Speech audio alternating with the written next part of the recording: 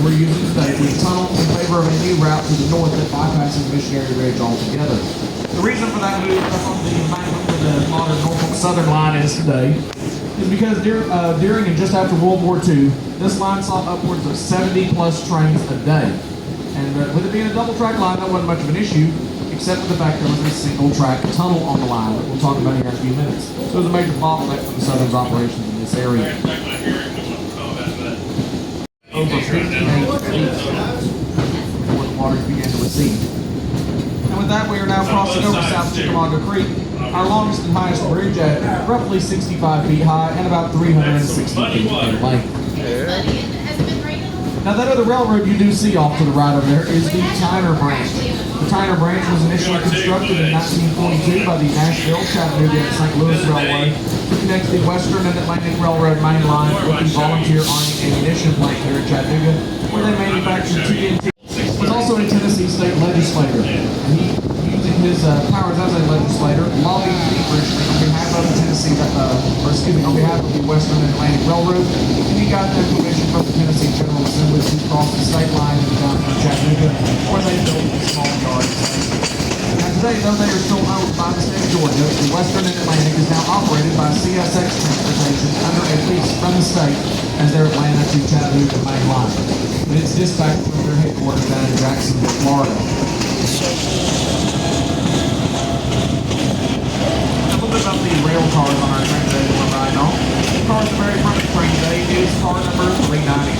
390 was built in 1947 by the American Car Foundry Corporation of St. Charles, Missouri, for the Central or Georgia Railway. And it was designed to be a train called the Nancy Max 2, operating today between Savannah and Georgia. Nancy also had 8 intermediate stops between Savannah and Atlanta, yet still managed to average speeds in excess of 55 miles per hour only.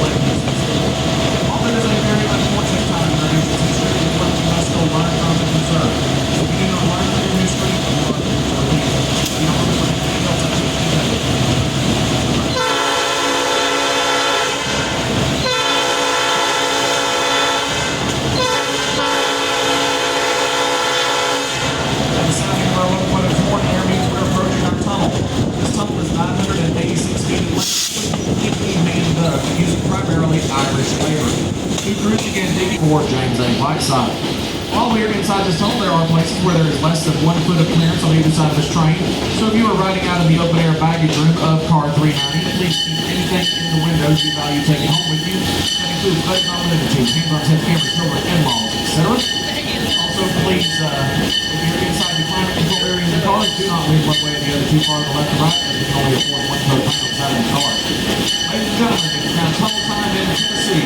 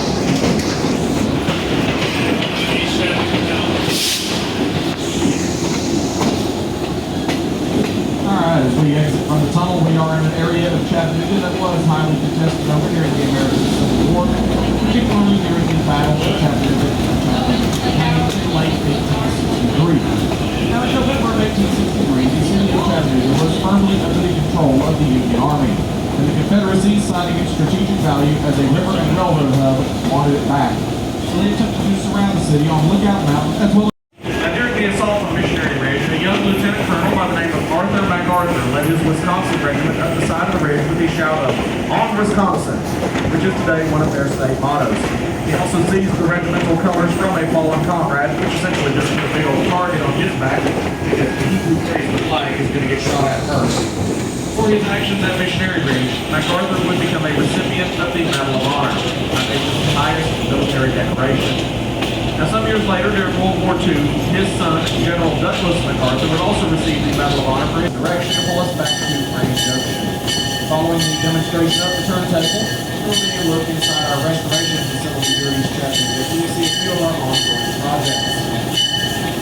Our East Chattanooga Depot will also be open as well as selection of snacks and souvenirs available purchase, including Coke products made locally here in Chattanooga by the Chattanooga Bottling Company, and also Columbia ice cream, and also made local here in Chattanooga. And I'll take the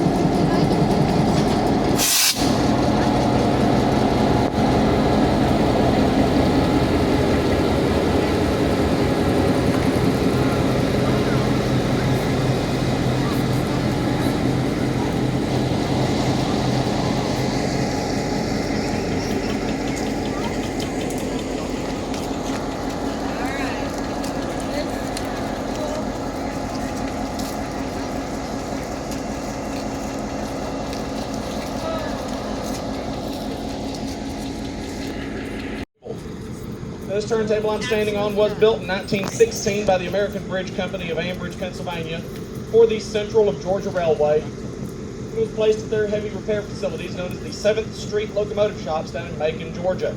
It was used in Macon for about 9 years till about 1925, at which time it was deemed too small for continued use at that facility, and it was then moved up to Cedartown, Georgia in Polk County just south of Rome, where it remained in use until the late 1970s, at which time it was then donated to the Tennessee Valley Railroad Museum. We brought it here to East Chattanooga, refurbished it, and have been using it at this location since July 4th of 1982. From end to end, it is right at 80 feet in length. It weighs right about 80 tons. And here in just a minute, we're going to be adding another 125 tons of locomotive to it. So we're going to be turning 205 tons, or 410,000 pounds. Just to give you a bit of an appreciation for just how much weight that is. A normal pickup truck is going to weigh between 1 and 3 tons. A school bus is going to be between 11 and 13 tons. They were turning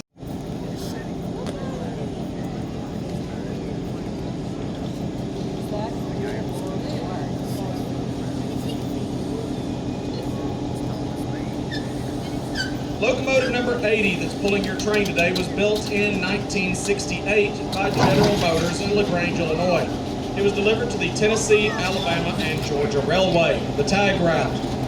That railroad operated between Chattanooga, Tennessee and Gadsden, Alabama, and historically was the only railroad ever to be headquartered in the city of Chattanooga. Locomotive number 80 was the last locomotive that railroad ever purchased. It was delivered to them in 1968, and then in 1971 they were absorbed into the Southern Railway system as a means of eliminating competition from their paralleling Alabama Great Southern line to Birmingham. Locomotive number 80 then became Southern Railway 2879, and later Norfolk Southern 2879. NS retired the locomotive in 2001. It was purchased at auction by a family who then donated it to the Tennessee Valley Railroad. We returned the engine to operating condition in March of 2017 and have been using it here ever since. Now you'll notice the locomotive carries the name on the side of the cab, John A. Chambliss. John Chambliss was the vice president of the Tennessee, Alabama, Georgia Railroad at the time of this locomotive's purchase, and it was dedicated in his honor on his 80th birthday. That's why the engine has his name and its number that it does. Now this locomotive is what we call a GP38 locomotive. GP means general purpose. This locomotive is right at home pulling freight, passengers, or switching cars in a yard or terminal. Inside that long hood behind the words Tennessee, Alabama, and Georgia is a 16-cylinder, 2,000 horsepower diesel motor. That diesel motor is doing two things.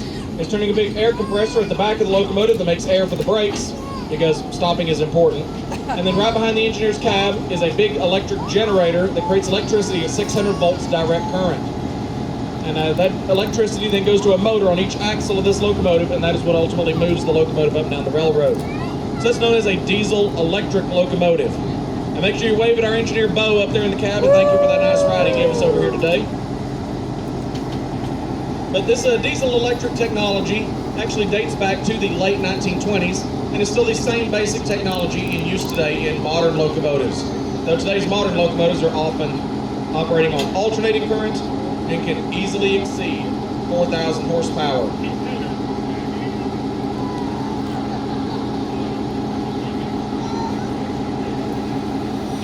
At this time, you may have noticed we've lined the turntable up for track number 2.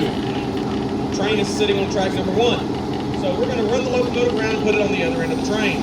While they're doing that, if you'd like to, you can follow me across the tracks down here at this crosswalk. We'll go over to that big building for a tour of our restoration shop. You'll also get the chance to walk by a couple of our steam engines on the way and just see exactly just how massive they are. You are welcome to reboard the train at this time if you would like to. The shop tour is completely optional.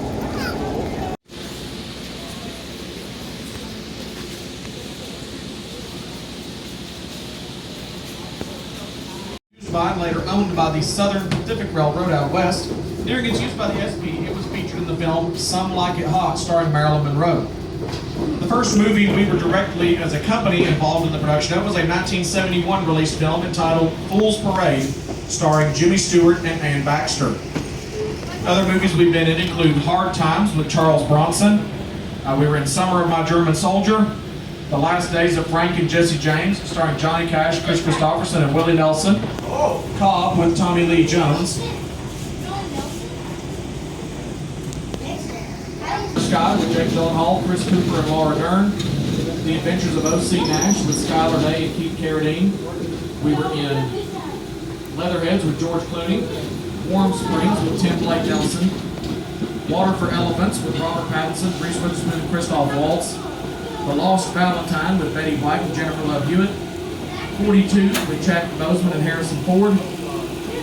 Most recently, we were in an upcoming Netflix World War II movie entitled 6888, about the 6,888th Women's Army Corps Squadron during World War II.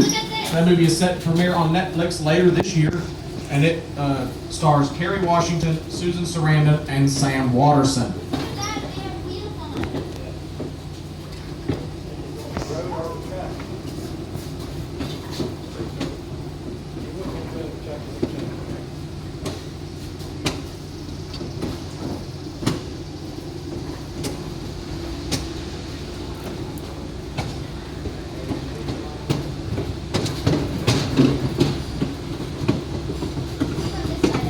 Several TV shows we've been in over the years include Johnny Cash's 1974 TV special, Riding the Rails.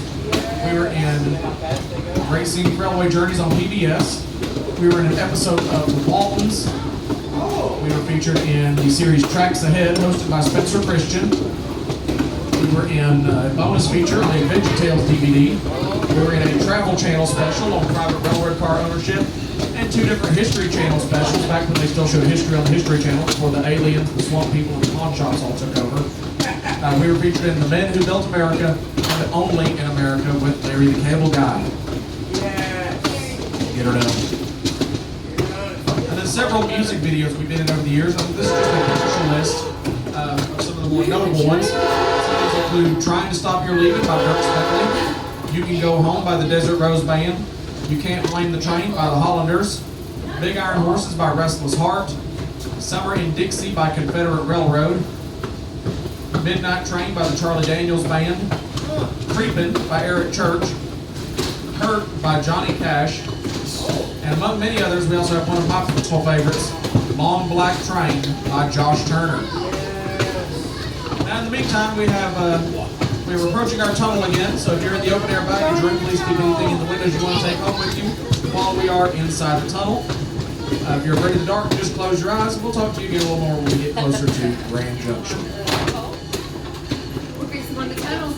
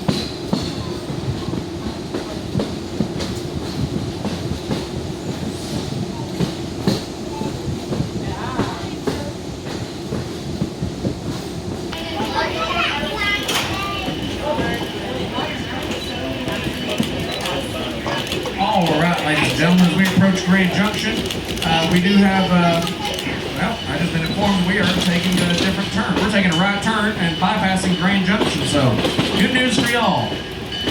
Next stop, Atlanta. Bad news, we didn't have dinner plans tonight. I'm just kidding. What we're doing is we are actually going to turn the train around on what's known as a Y track, spelled W-Y-E. You can think of it like a giant three-point turn. We're currently picking up the west lane Y. We've gone through the first point. We get to the second point at the top of the hill. The locomotive will then push us in reverse around the east leg of the Y through another switch, and then we will pull forward down the base leg into Grand Junction. In doing so, we are turning not just the locomotive like we did at East Chattanooga on the turntable, but all three of our passenger cars with it. We're turning the full train around in a big three-point turn. Now again, compared to our turntable at East Chattanooga, the Y does take up a significantly larger amount of real estate.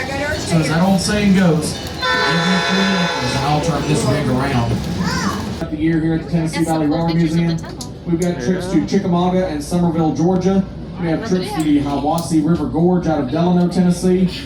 On Saturdays, we do a day-long trip to Copper Hill, Tennessee from Delano. We'll be doing that trip tomorrow. We do have space available on it if you'd like to buy a ticket for an all-day train ride to Copper Hill. I'll actually be the engineer on that train tomorrow, so if anyone wants to come up and hang out with me on the Hiwassee River train tomorrow, I'd love to have you. Tomorrow we also have a 6-hour trip to Chickamauga, Georgia as well. That includes a stop at the Chickamauga Civil War battlefield on the return trip. Other trips to pick from throughout the year, and more information on all of these can be found at tvrail.com. On behalf of our staff and volunteers today, I would like to thank you for riding with us today on the Missionary Ridge Local. And if you enjoyed your trip, in addition to a repeat visit, we would also appreciate a favorable review on Google or TripAdvisor. And if you enjoyed your trip today, again, my name is Travis, and this is the Tennessee Valley Railroad Museum. On the other hand, if you did not enjoy your trip today, in that case, my name is Nick, and this is the White Pass and Yukon Railroad, and our next stop is Skagway, Alaska.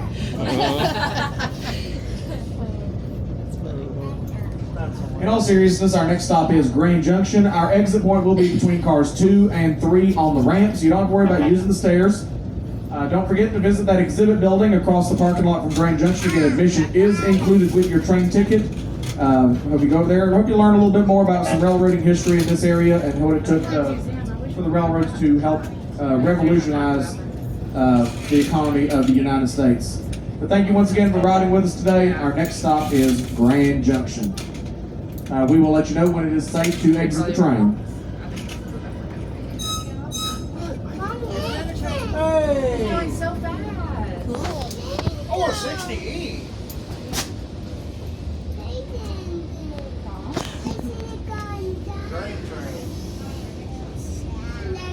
This is going slow. That's good though. We can put 60E's down here. That train going fast.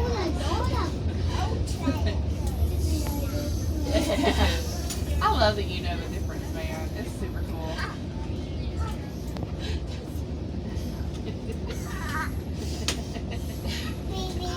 Beep beep. Choo choo.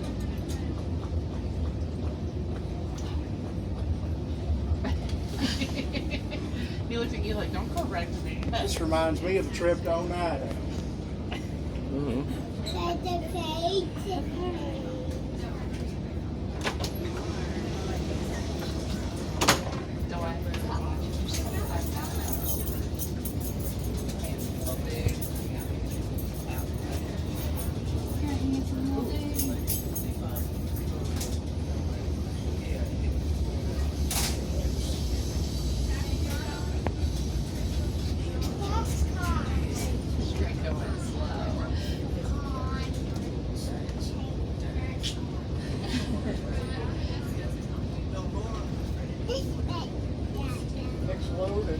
Oh. Oh, Congress will apart.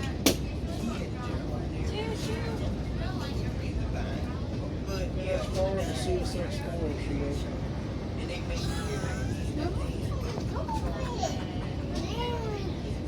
Oh. Freshly rebuilt black bars.